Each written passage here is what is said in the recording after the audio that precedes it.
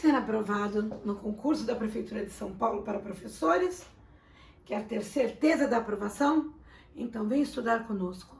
Estudando o nosso curso, lendo as apostilas, fazendo o processo de formação, com certeza você terá êxito. Porque vamos trabalhar do edital até o simulado, fase a fase de tudo o que está sendo exigido pela Prefeitura de São Paulo na Secretaria de Educação. Então, vem comigo agora e vamos iniciar este curso. Tenha certeza que rotina de estudo, empenho e um bom material garantem a aprovação, tá? Hoje nós estaremos iniciando no primeiro encontro a legislação e orientações sobre o edital. Então, fique tranquilo que suas dúvidas serão sanadas e você conseguirá entender toda a concepção de educação e toda a legislação que concebe a nossa educação na cidade de São Paulo, tá bom? Vamos então aqui, iniciando legislação básica. Nesta aula, além da legislação, eu vou te dar algumas orientações que são legais do edital, alguns conceitos e a importância de você entender o Plano Municipal de Educação de São Paulo, tá? Assim, você já estará iniciando sua jornada para compreender o processo de educação e o que está sendo exigido para este concurso. O edital nos orienta que haverá a cobrança de conhecimentos básicos de língua portuguesa, informática, legislação específica, história, matemática, ciências naturais e geografia. Portanto, não se preocupe. Você tem que estar preparado no Fundamental 1, na educação infantil, para trabalhar esses conteúdos durante o processo de prova. A prova acontecerá em 15 de janeiro de 2023 e ela terá algumas etapas. A primeira etapa é a prova objetiva, que é eliminatória e classificatória. Depois terá a segunda etapa, que é a prova discursiva, que é o texto, que é a dissertação, que também terá o processo de eliminação e classificação. Os aprovados na prova objetiva terão a sua prova discursiva corrigida. E quem é o aprovado? Aquele que atinge 50% das questões a serem respondidas. A prova discursiva sendo aprovada, que ela será eliminatória e classificatória, haverá a prova prática. A prova prática é um plano de aula que não tem data marcada ainda, porque vai responder a todos os processos que existem na prefeitura, de recursos, de homologação do concurso, tudo que é necessário para que seja apresentada a data da prova prática. A prova prática é você, professor, dando a sua aula com qualidade para a educação infantil e para o ensino fundamental. Haverá um tema gerador e, com o segundo edital, uma banca que selecionará os melhores planos de aula. Nesse caso, a prova será também eliminatória e classificatória. Quem passar por essa etapa, aí terá a prova de títulos. O que é prova de título? Prova de título é você apresentar aquilo que te titula, que te dá conhecimento, sejam certificados de doutorado, mestrado, pós-graduação e também seu tempo de docência, seja na rede estadual, na rede particular, enfim, que seja comprovado através de documentos próprios, todos orientados pelo edital. Leia com cuidado o edital. Veja que as inscrições se encerram agora no dia 16 de outubro. Bem, você no edital terá um número de questões apresentadas para cada tema, para cada conhecimento, seja de língua portuguesa, informática, legislação, fundamentos da educação. Então, tenha cuidado e lembre disso, que há pesos diferentes para as diferentes áreas do conhecimento. E agora, nós vamos trabalhar a legislação, tá bom? Começando pela lei maior, que é a nossa Constituição brasileira. Vocês sabem que a nossa Constituição tem data de 1988. Porém, durante todo esse processo nos últimos anos, houve mudanças através das emendas constitucionais, houve alterações para que ela se adequasse aos novos tempos. Porque a lei, ela não é estática, ela muda de acordo com a necessidade da sociedade. Então, quem cuida da lei? É o poder legislativo. Na cidade, nós temos os vereadores. No estado, os deputados estaduais. E na União, nós temos os deputados federais e temos os senadores. Todos eles trabalham no poder legislativo, que estudam e fazem os tão comentados projetos de lei. Tá? É assim que a lei acontece. Claro que passa pelo executivo para que ela possa ser sancionada, né? Ou não, né? Então vamos lá. Vamos falar de um artigo importante da nossa Constituição. O artigo 5º é aquele que a gente vive dizendo para todo mundo, dos nossos direitos individuais e coletivos, tá? Na qual todos nós, brasileiros e estrangeiros que moram no Brasil, têm os mesmos direitos. Direitos por educação, saúde, moradia, cuidados, poder ir e vir, que a gente tanto comenta. Tá ali no artigo 5º, nós temos direitos sem distinção de natureza. Você está no Brasil, é um estrangeiro que mora aqui no Brasil, é um brasileiro, você tem os mesmos direitos, tá? E o artigo 205 ao 214, resumido, fala do quê? Da educação. A educação é direito de todos, é dever do Estado, que deve, junto com a família não está fora disso, é dever da família, promover mecanismos para que a criança, o jovem, o adolescente tenham acesso à escola, porque o poder público deve garantir a vaga e permanência, o direito à escola, não importa a região do Brasil, mas a família tem que estar envolvida nesse dever. Olha que interessante. Não é só poder do poder público, mas também é dever da família. E deve ser promovida, incentivada, tem que haver acesso e permanência.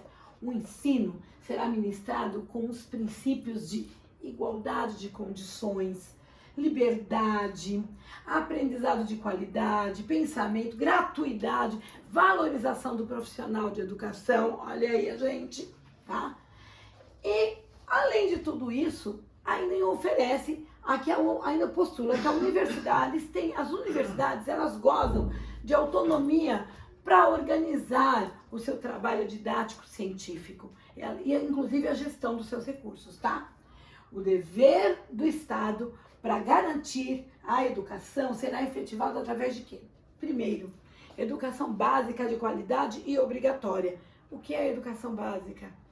Educação infantil, lá o SEI, a EMEI, que a gente ouve na cidade de São Paulo, o ensino fundamental, que são as crianças que vão do primeiro ano ao nono ano, e o ensino médio. Então, educação básica vai até o final do ensino médio.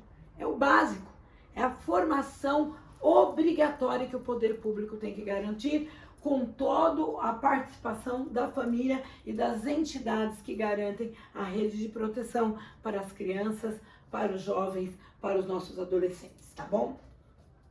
O atendimento educacional também garantido para as crianças, para os jovens, para os adolescentes com necessidades especiais. E o acesso ao ensino deve ser obrigatório. Agora, a iniciativa privada pode garantir ensino? Sim, desde que ela cumpra as normas gerais da educação determinadas pela União, que seriam, além de todos os princípios de solidariedade, de igualdade, ter também o currículo nacional básico, né? Que é a nossa grade curricular, tá bom? Bem, a União, os estados e os municípios, as cidades, eles vão organizar esse ensino gratuito, essa educação básica. De que forma? Os municípios têm obrigatoriedade de oferecer o ensino fundamental e a educação infantil. Isso é obrigação do município. O Estado, ensino fundamental e médio. E a União, isso é importante, hein? No último concurso nós tivemos essa questão. a União aplicará 18% de recursos financeiros para os estados, o Distrito Federal, que é Brasília, e os municípios, para garantir o financiamento da educação básica. E o estado e as cidades devem utilizar 25% dos seus rendimentos para financiar a educação. Isso está em lei, para que haja condições de oferecer uma educação de qualidade. Bem, a educação básica, além disso, terá o direito de receber financiamento do Produto Interno Bruto de uma forma proporcional dos recursos financeiros do nosso país. E esperamos que isso aconteça. As atividades de pesquisa e extensão das universidades também podem receber e devem receber recurso público para garantir a continuidade de pesquisas, tá bom? Isso é importante para que vocês saibam. Agora, do artigo 227 até o 229, nós vamos falar o quê? Do dever da família, do Estado e de todas as instituições para garantir à criança, ao adolescente e ao jovem o acesso, a permanência, a prioridade nos cuidados, o direito à vida, à saúde, à educação, ao lazer. Isso está em lei, é direito. E que haja a aplicação de recursos financeiros para o quê? O materno infantil, para a assistência da mamãe e do bebê que está chegando. Isso deve cada cidade, cada estado e a União garantir recursos. Além de criação de programas de prevenção e cuidado especializado para quem está com dependência física, com problemas sensoriais, motores, com deficiência. Esse recurso tem que chegar. Então, e é uma lei que deve ser cumprida, tá bom? Vamos lá. Além de tudo, vamos falar aí da idade mínima dos adolescentes que podem ingressar no mercado de trabalho sem perder o processo de educação básica. Aos 14 anos, a lei determina que o menino pode entrar, a menina, como jovem aprendiz, mas que deve ser garantido a ele, além do ensino básico, que tem as garantias trabalhistas, porque ele é o jovem aprendiz, tá bom? Além de tudo, atendimento especializado para a criança, o adolescente, o jovem que esteja com algum problema de dependência de entorpecentes e drogas ilícitas, tá bom, afins? E o que nós sabemos? São inimputáveis os menores de 18 anos. Isso quer dizer o quê? Que eles devem ter medidas socioeducativas e não serem privados aí de sua liberdade como pessoas que cometeram delitos. E sim, eles devem ser tratados como educandos com medidas socioeducativas e atendimento especializado na rede de proteção. Isso está na lei. Aí nós vamos falar o quê? Do Estatuto da Criança e do Adolescente, que, baseado na Constituição, meus queridos, ele vai nos orientar como é a nossa ação para com as crianças e adolescentes para garantir os seus direitos, tá bom? Qual é, no artigo 53 a 59, do 136 ao 137 do ECA, eles orientam como deve ser a lei cumprida para que toda criança e adolescente tenha um atendimento de qualidade em todos os setores e em todas as áreas de vivência na sua comunidade. A criança e adolescente tem direito à igualdade de condições para acesso e permanência, direito de ser respeitado, direito de contestar critérios avaliativos, sabe? Entrar com recurso, se ele achou que não foi bem nas suas notas da prova, seus conceitos na escola, ele tem direito. Direito à organização e participação através dos seus grêmios, no caso da prefeitura, o Grêmio Estudantil. Acesso à escola pública gratuita e próxima à sua casa. Isso está na lei. Quando diz próxima, no estado de São Paulo, nós determinamos o quê? Os 2 quilômetros, né? Todas as crianças devem estar georreferenciadas até 2 quilômetros de sua residência, tá? Então, vamos lá. É É direito dos pais ou responsáveis participarem desse processo pedagógico, compreenderem, isso é direito. É dever da instituição e clubes, agremiações, enfim, de onde é atendido criança e adolescente, assegurar medidas de prevenção, conscientização e com cuidado com as questões de drogas ilícitas. É dever do Estado assegurar a criança e ao adolescente. Quando a gente fala de Estado, a gente está falando aqui de poder público, tá bom? Ensino fundamental obrigatório e gratuito, progressiva extensão da obrigatoriedade do ensino médio, porque nós temos estados brasileiros da União que ainda tem problema com o ensino médio, com acesso, e gradativamente isso tem que estar sanado para que todo adolescente tenha acesso ao ensino médio, como acontece em cidades como São Paulo, né? Atendimento educacional especializado para portadores de deficiência e atendimento de creche e pré-escola para as crianças de 0 a 5 anos, tá? Pré-escola e educação infantil, você entende o quê? Na Prefeitura de São Paulo, SEI, Centro de Educação Infantil, e EMEI, Escola Municipal de Educação Infantil. São as crianças de 0 a 5 anos, tá? Vamos lá. E o Conselho Tutelar? Qual é o papel dele? O artigo 136 indica que o Conselho Tutelar tem atribuições: atender as crianças e adolescentes que, pelas hipóteses que estão na lei, estejam com situação de vulnerabilidade, sejam privados do seu direito à saúde, lazer, educação, segurança, tá bom? É dever do Conselho. Por isso a escola tem um papel tão importante de informar ao Conselho da sua região quando há alguma situação assim com as crianças. Atender e aconselhar os pais acompanhando, promover a execução de medidas e decisões para que a criança seja atendida, inclusive requisitando do poder público, inclusive do judiciário, para que a lei seja cumprida e essa criança seja protegida, tá bom? Representar até junto às autoridades judiciárias também.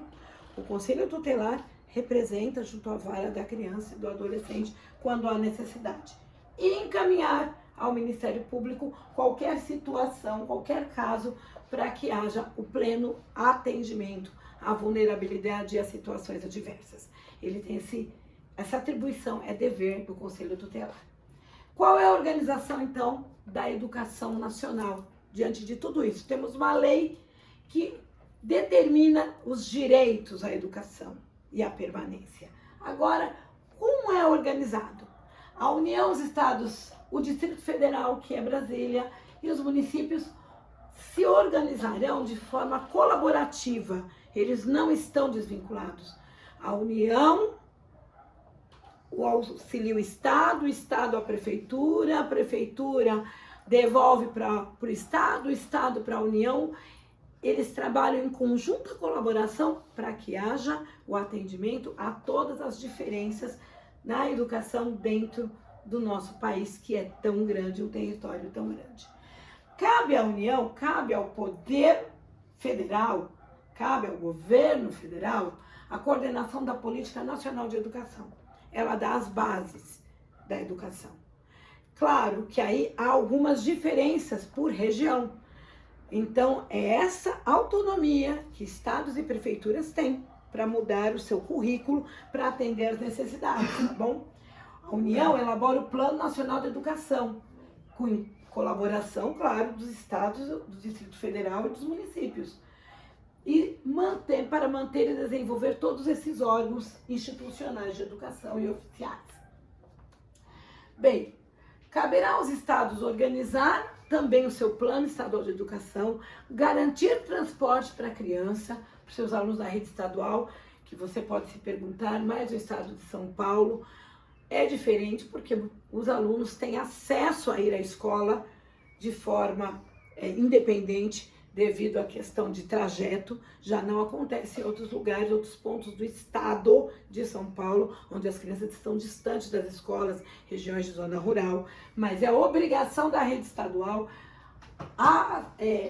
promover não só a vaga e a permanência, mas o acesso à escola, tá? Através do transporte. Os municípios também têm autonomia de organizar, manter e desenvolver os seus órgãos e instituições de educação e também oferecer transporte para as crianças, tá bom? E as políticas e planos de educação estão sempre vinculados à lei maior, que é a Lei do Poder Público Federal, garantindo sim as especificidades de cada região, tanto do estado quanto da cidade, tá? A educação infantil é prioridade do município e o ensino fundamental também, tá? Os municípios poderão optar, inclusive, em eles trabalharem em conjunto com a rede estadual. Isso acontece em cidades menores, tá? Vamos lá, vamos falar sobre educação básica, porque é o foco do concurso da Prefeitura de São Paulo, tá bom? Ela é formada pela educação infantil, como eu falei, ensino fundamental e ensino médio. Educação superior é um nível escolar da educação no Brasil, tá? Mas a educação básica só vai até o ensino médio, tá? Qual é a finalidade da educação básica? Bem, desenvolver plenamente a criança, desde a sua mais tenra idade, para que ela tenha todo o desenvolvimento social, pedagógico, cognitivo, emocional.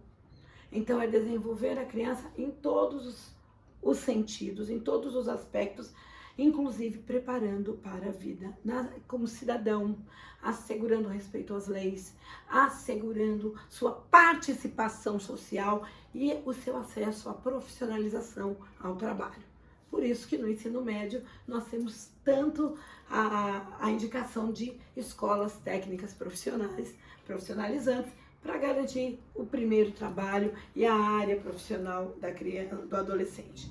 Então, a educação básica tem a finalidade de desenvolver o cidadão plenamente para que ele chegue à prática da cidadania e ao trabalho, à área profissional e à continuação dos seus estudos, tá bom? Isso é importante. Qual é a carga mínima anual da educação básica do ensino fundamental e para o ensino médio? Os tão falados 200 dias letivos ou 800 horas de ensino, tá bom? A educação infantil, né, que é o foco também do nosso concurso. A educação infantil será oferecida nas creches e nas pré-escolas para crianças de 4 a 5 anos. Já, mais uma vez expliquei, na Prefeitura de São Paulo, as creches são chamadas ICEI e as pré-escolas são chamadas de EMEI, tá? Também carga mínima de 800 horas ou 200 dias letivos. O ensino fundamental, ele tem duração de 9 anos, iniciando aos 6 anos no primeiro ano do ensino fundamental, tá? E é o desenvolvimento de aprender a ler, a escrever, a se comunicar, a compreensão do ambiente natural. Isso tem que ser discutido, tá dentro do currículo, da tecnologia, das artes, dos valores, tá bom? O desenvolvimento de toda a potencialidade de aprendizagem e fortalecimento dos vínculos de família, de comunidade. Então, no ensino fundamental, o foco é desde a alfabetização até a formação plena dessa criança e esse adolescente, para que ele viva em sociedade. O ensino médio, que é a etapa final da educação básica, tem duração de 3 anos, tá bom? E ele tem uma preparação básica para a continuidade dos estudos e para a profissionalização.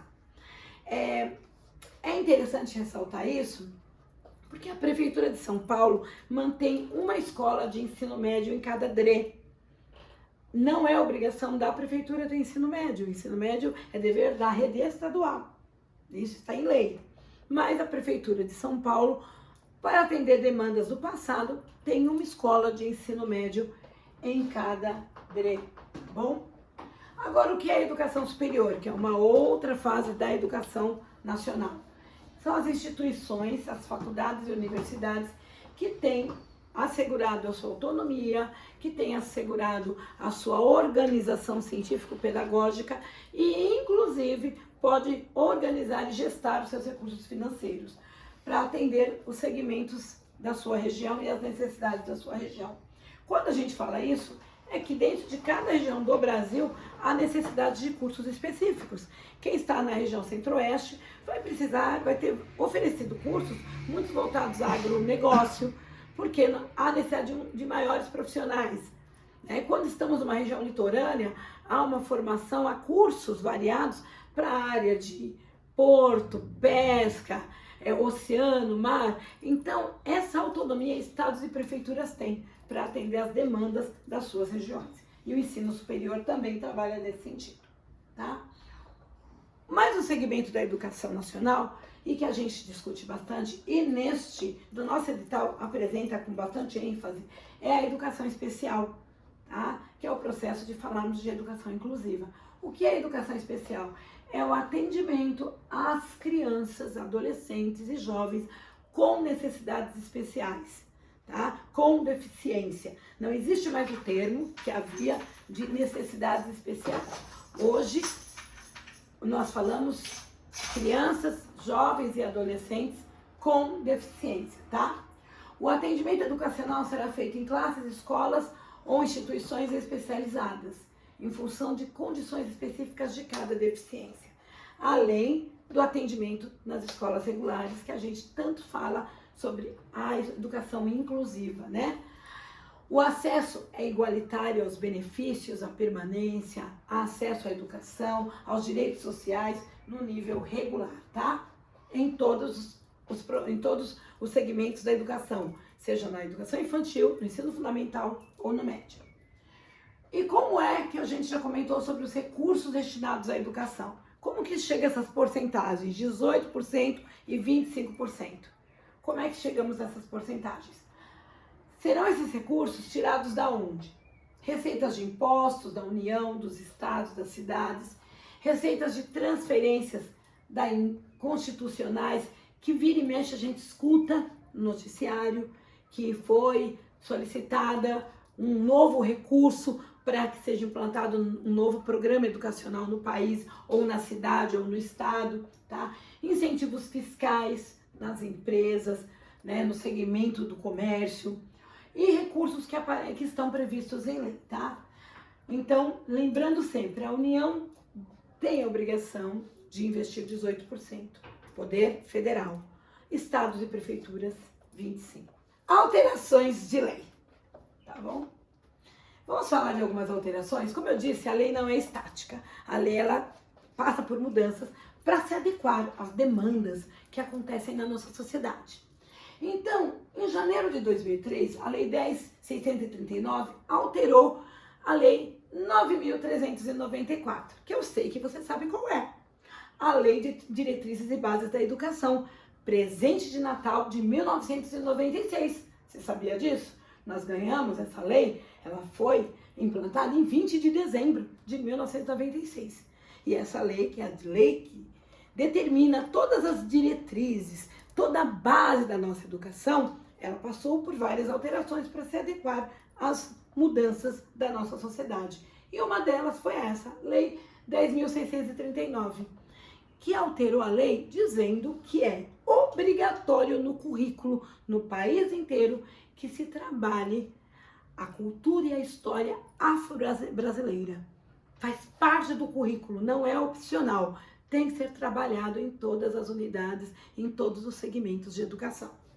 Aí em março de 2008, veio uma nova alteração na LDB, na Lei de Diretrizes e Bases da Educação 9.394. Guarda isso. Foi a Lei 11.645, que além de colocar como obrigatoriedade no currículo do Brasil todo a cultura e a história afro-brasileira, acrescentou a história e a cultura indígena. Então, também já não é mais opcional. Tem que estar no currículo das escolas brasileiras esse tema, tá? Outra alteração importante foi a Lei 12.796. Essa é bem importante, porque fala do professor, hein? Ela alterou a lei dizendo que, no artigo 62, a formação de todo docente na educação brasileira tem que ter nível superior para trabalhar nas instituições de ensino. Porque até então, a gente bem conhece historicamente, havia o tão chamado professor leigo, que é aquele que tem um conhecimento um pouco maior na sua sociedade, na sua comunidade, e acaba dando aula para as crianças ou para os jovens. E nas escolas de educação infantil, mais precisamente nos centros de educação infantil, os 6, havia as cuidadoras, as ADIs, que não tinham ensino superior, e sim o ensino médio. Então, com essa lei, foi obrigatório que todo professor tivesse formação de licenciatura plena na sua área, na área da educação. Seria admitido nessa lei, por um período, enquanto as pessoas estão se formando, né? Seria admitido que a formação mínima para trabalhar na educação infantil e nos 5 primeiros anos do ensino fundamental, ainda valeria a formação em nível médio, que é aquele conhecido magistério. Então, quem tem essa formação, por conta dessa lei, ainda pode estar trabalhando como professor das séries iniciais do ensino fundamental e da educação infantil. Porém, lá no parágrafo 4º, ele diz que a União, que é o Poder Federal, tá? O Governo Federal, o Distrito Federal, que é Brasília, os estados e os municípios deveriam fazer mecanismos para dar formação e promover a formação de todos os profissionais de educação em nível superior. E foi um processo em que o Estado, no caso nós aqui em São Paulo, tanto a rede estadual quanto o município, se organizaram para oferecer universidades abertas, universidades à distância, para que todo profissional que já estava trabalhando pudesse essa formação superior, tá? Isso é para cumprimento da lei, tá? Então, era e além de tudo isso, incentivar a formação, além dos mecanismos, incentivar que a formação acontecesse, tá? Uma outra coisa que nós temos na lei que era sistematizar os princípios e as diretrizes gerais da educação básica contidas na Constituição para o Brasil inteiro. Realmente se preocupasse com um sistema de educação único para o país, respeitando, claro, as diferenças de várias regiões, mas que tivesse um único currículo, tá? Que é a Lei de Diretrizes e Bases da Educação, tá bom? Então, vamos lá. Bem, todas as etapas de educação no nosso país tem que ter a mesma organização, né? Educação infantil, ensino fundamental, ensino médio, o nível superior, isso é uma questão básica, e todas ali estão fundamentadas o quê? Na formação da pessoa plenamente, começando na infância até a vida adulta, tá? Pensando na questão da diversidade, da sustentabilidade, isso está em lei, tá? Isso não é modismo. É fazer a lei ser cumprida, tá? A escola de qualidade social, ela adota princípios de trabalho para aprendizagem, que é a revisão das suas referências de atendimento, quanto aos diferentes tempos educativos, os diferentes territórios de educação, tá? Considera a inclusão, considera a valorização das diferenças, olha que bonito, tá na lei.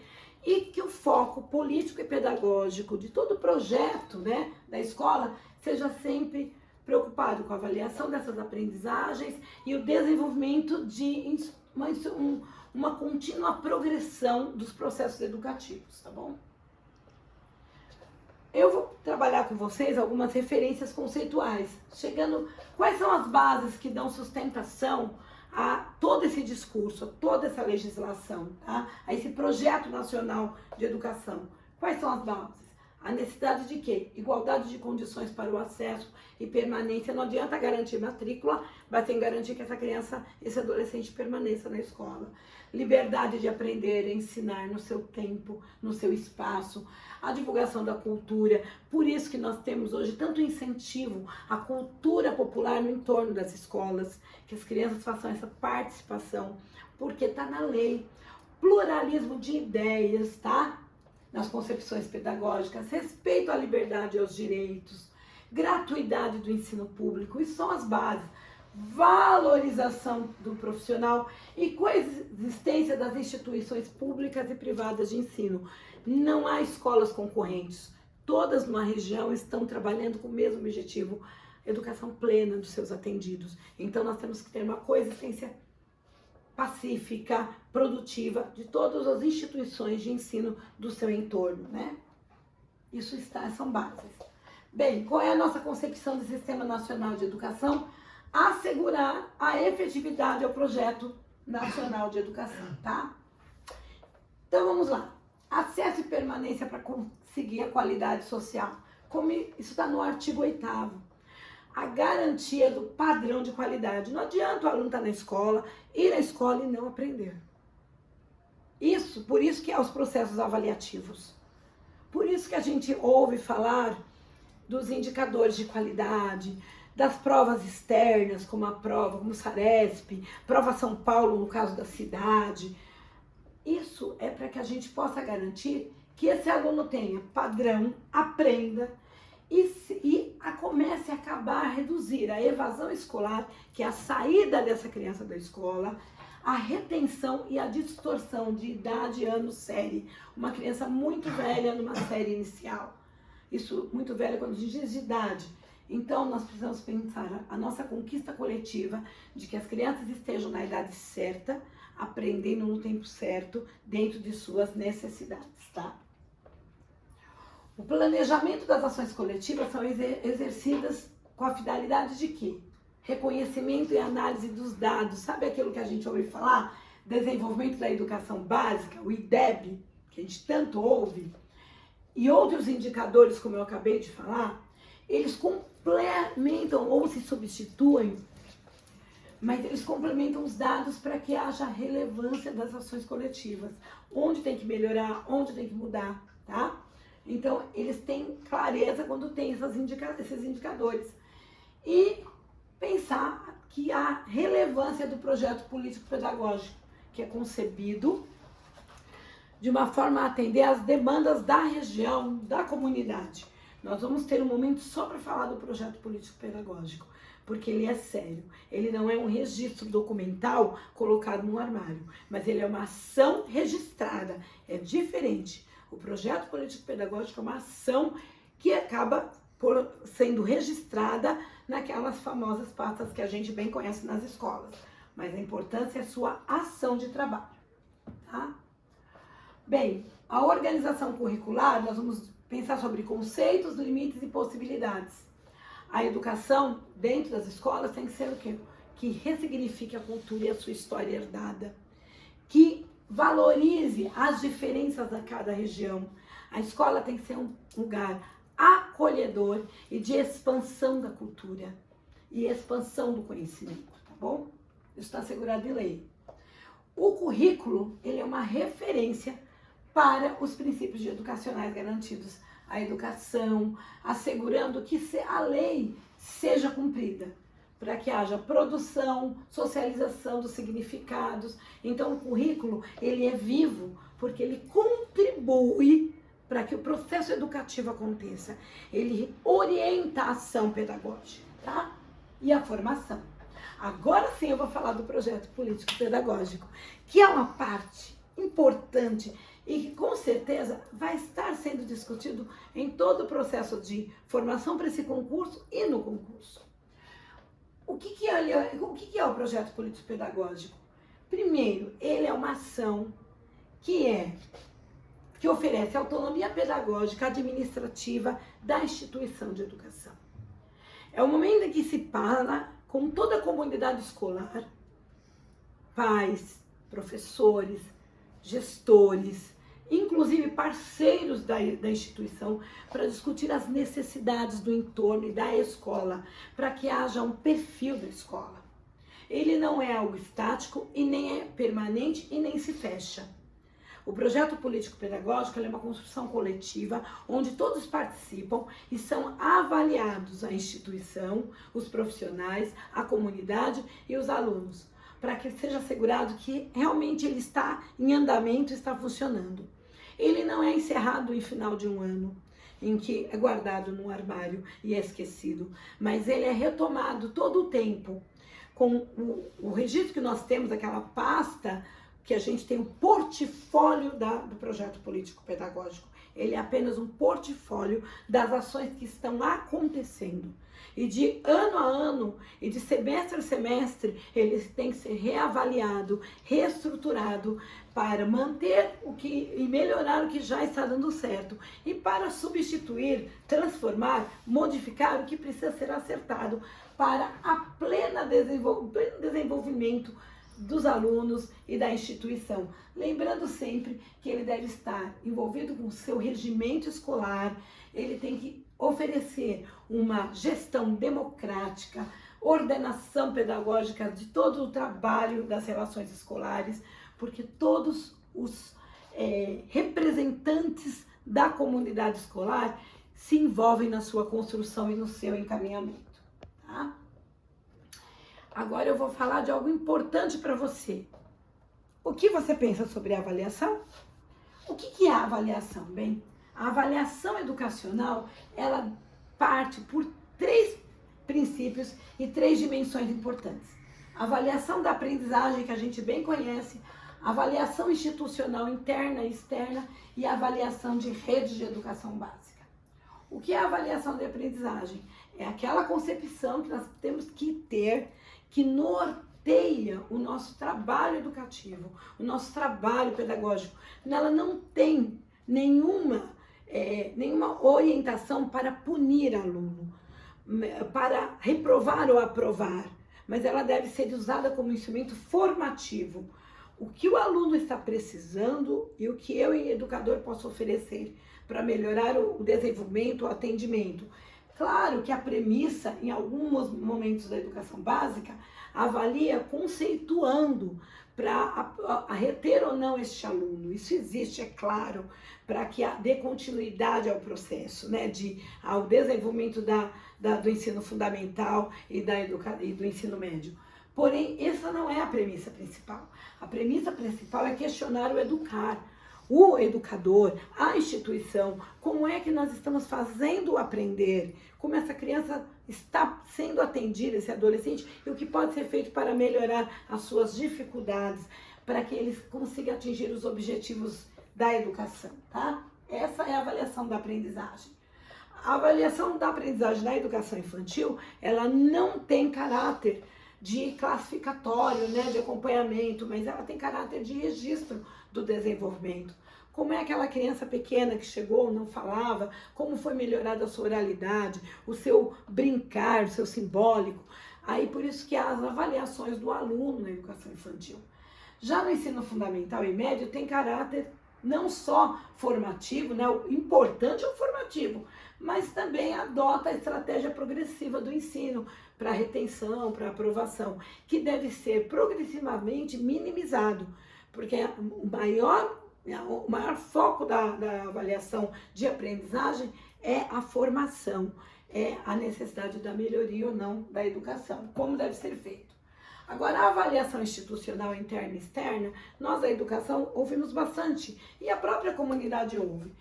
É a avaliação que deve ser prevista, primeiro lá no projeto político-pedagógico da escola, que tem que ser detalhada, como é que passam os processos avaliativos da instituição. Algumas escolas até utilizam aquele semana de provão, enfim.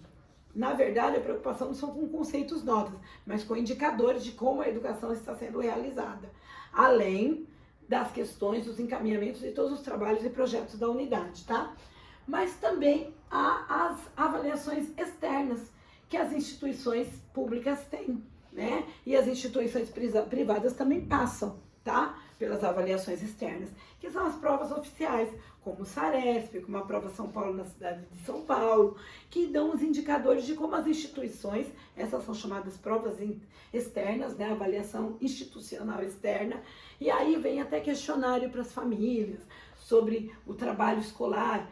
Elas são muito sérias, devem ser feitas com muito cuidado, porque elas é que vão indicar o que está acontecendo nas instituições de ensino da rede para que possa ser revisado, melhorado, ampliado, né? Sempre com um conjunto de objetivos e metas, né?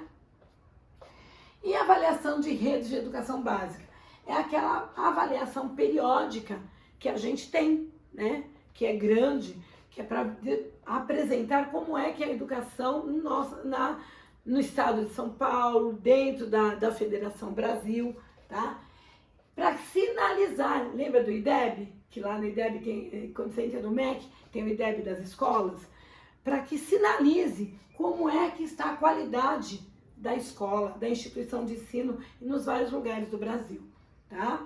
É a avaliação das redes, da rede municipal, da rede estadual. Então, isso é uma das formas de ver como é que as redes se conversam, como está se desenvolvendo o Plano Nacional de Educação, tá? Dentro do país.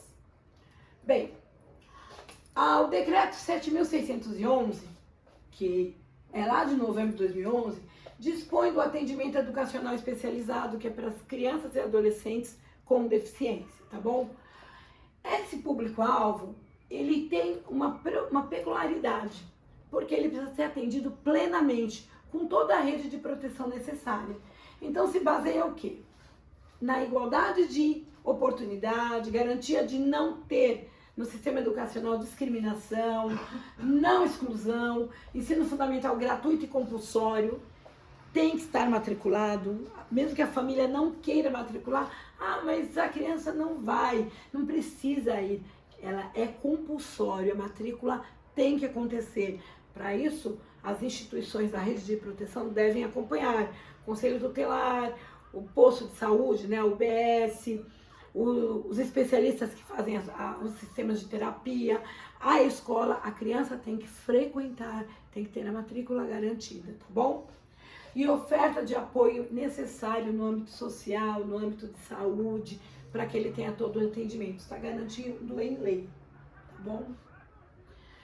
Aí nós recebemos lá mais um decreto, porque decreto pode ser determinado pelo Poder Executivo, e no caso aqui foi o Fernando Haddad, nosso ex-prefeito de São Paulo, sobre a ampliação e fortalecimento da rede municipal no São Paulo, né? O Mais Educação São Paulo, isso aconteceu em 2013, foi o decreto 54.452, em que se instituiu na cidade de São Paulo o Mais Educação São Paulo. Esse programa Mais Educação São Paulo, o que ele visava? O que ele visa? Ampliação do número de vagas na educação infantil. Então era aquela corrida para que todas as crianças de educação infantil de EMEI fossem atendidas, todas. Então, acho que quem é da rede sabe disso. O processo de ampliar o número de vagas, atender, zerar a fila da EMEI, tá? A integração curricular na educação infantil, que saiu do SEI e vai para a EMEI, mudou? Não, continua na educação infantil.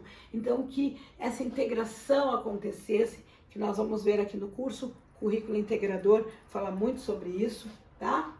E a promoção da qualidade social da escola, tá bom? Da educação básica, para melhorar o índice do IDEB, tá? O Mais Educação tinha a visão de melhorar o nosso índice na cidade de São Paulo, tá? A ressignificação da avaliação, mudar a questão da avaliação para retenção, para aprovação, mas uma avaliação formativa, onde a educação, os encaminhamentos da educação fossem discutidos.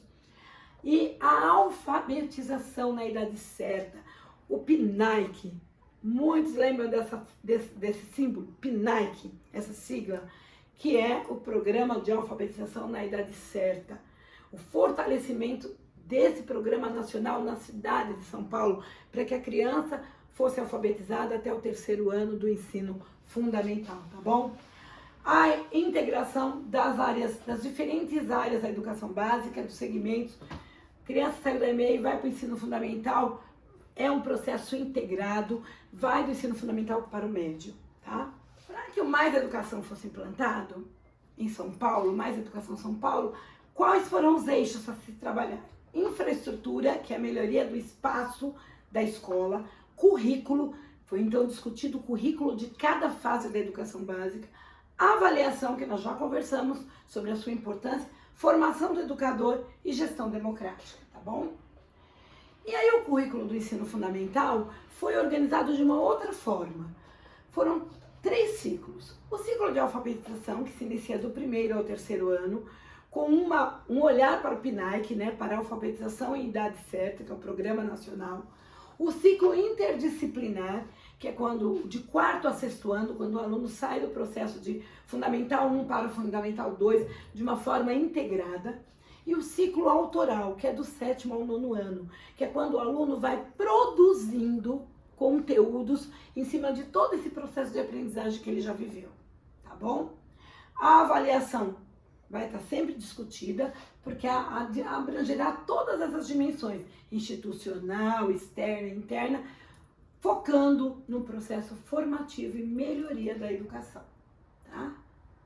Bem, aí nós vamos conversar aqui sobre as diretrizes curriculares nacionais, que foram a base para formar a nossa base nacional comum curricular das diferentes etapas de ensino, que está na resolução do Conselho Municipal de Educação de 2021, tá?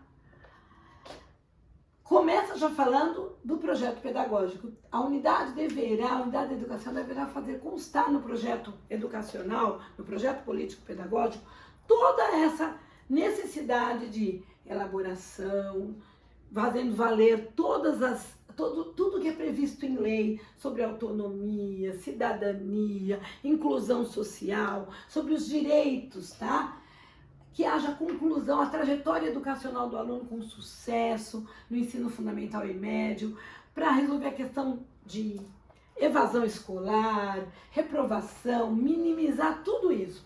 Isso tem que estar constando no regimento educacional e na elaboração do projeto. Todas as ações, encaminhamentos, para que a lei se cumpra e a educação seja melhorada, tá? A organização do ensino fundamental em 3 ciclos de aprendizagem. Então, prevê o que eu falei para vocês, a alfabetização no tempo certo, o processo interdisciplinar do Fundamental 1 para o Fundamental 2. E uma coisa importante, está colocado no artigo 2 que nesses ciclos os alunos não serão retidos dentro do ciclo. De primeiro a terceiro ano não haverá retenção do aluno até o final do terceiro ano, por rendimento. Apenas por frequência, se ele tiver menos que 75% de frequência. Mas lembrando que quando a gente fala de acesso e permanência, é responsabilidade da escola entender e saber o que está acontecendo com essa criança para que ela tenha menos de 75% de frequência. Quais as ações feitas junto à família, que é dever da família acompanhar a formação pedagógica da criança, o processo pedagógico, o que está acontecendo. A escola não pode ser omissa, para garantir que esse aluno só tenha a avaliação de conteúdos de aprendizagem nos finais de cada ciclo. Do ciclo interdisciplinar, do quarto ao sexto ano, também o aluno não é retido até o sexto. E do autoral até o nono ano. Porém, se tiver problemas de frequência, com menos de 75%, pode ser retido. Tá? Mas, lembrando sempre que é a responsabilidade da escola acompanhar isso.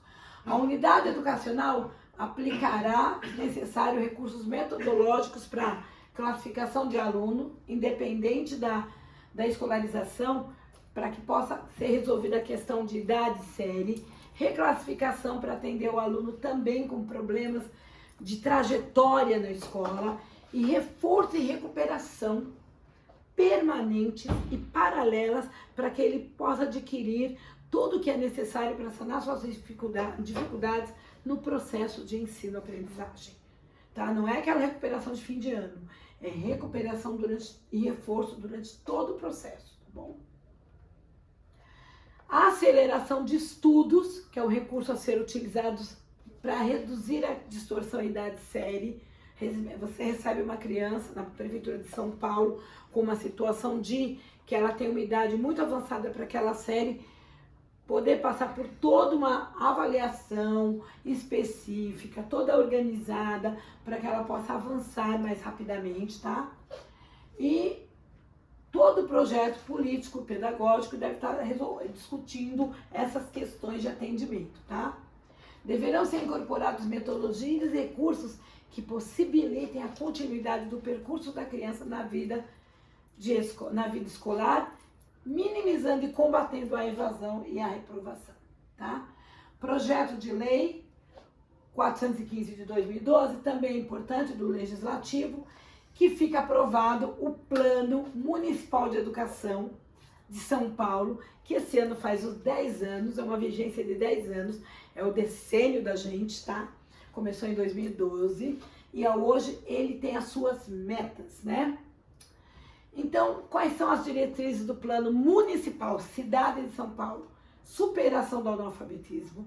Então, atender todo o processo de alfabetização, desde a educação básica até o atendimento dos alunos que são adultos, que não estão alfabetizados, através da EJA, do MOVA.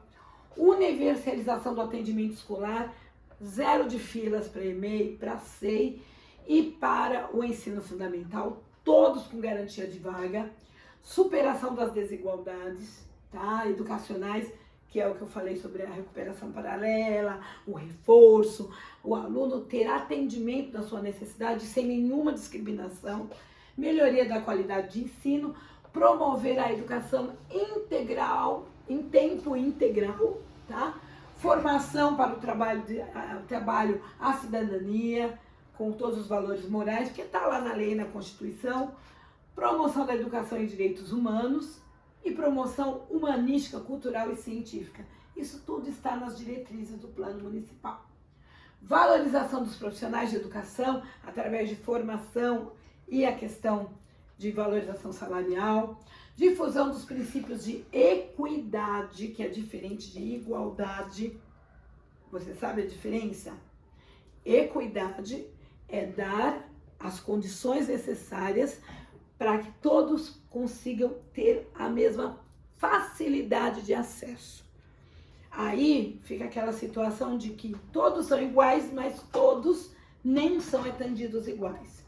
Uma pessoa mais baixinha precisa de algo que eleve a sua posição para ela poder enxergar como uma pessoa mais alta, né? Então, equidade é dar condições para que todos tenham as mesmas oportunidades de forma igual, né? Sanando as dificuldades de quem está mais vulnerável, tá?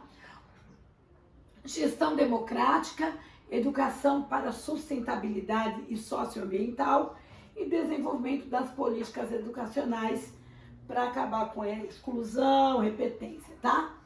E vamos falar aqui agora do plano de metas da cidade de São Paulo, tá? Meta 1 é ampliar o investimento na educação, incorporar progressivamente, com a regulamentação federal, é claro, maior previsão de financiamento e desenvolver o programa custo-aluno qualidade inicial, que ficaria custo-aluno qualidade, que é o custo por aluno na Prefeitura de São Paulo para garantir qualidade de educação igual para todos. A meta 2 do plano aqui de educação da cidade de São Paulo é a questão de proporcionalidade de aluno. Então, no berçário 1, 7 alunos para um educador, berçário 2 6, 9 alunos para um educador, no mini grupo 1, 12 alunos para um professor, um educador, mini grupo 2, 25 alunos para um educador, no infantil 1 e infantil 2, que é a pré-escola, EMEI, 25 alunos para um educador, nas séries de alfabetização, no ciclo de alfabetização, 25 alunos para um educador, é uma meta. Para o ciclo interdisciplinar, que é de 4º a 6º ano, 30 alunos para um educador. E no ensino fundamental, né, no ciclo autoral, que é do 7º ao 9º ano, e no ensino médio, 30 alunos para um educador. Tá? Isso é a meta, a segunda meta do plano, proporcionalidade de alunos por educador, tá? E a meta 3 é a questão da qualidade da educação básica, construir padrões, indicadores de qualidade, para que a educação básica, o sistema fosse avaliado e reorganizado para o atendimento e com a valorização do que? Da participação popular nisso.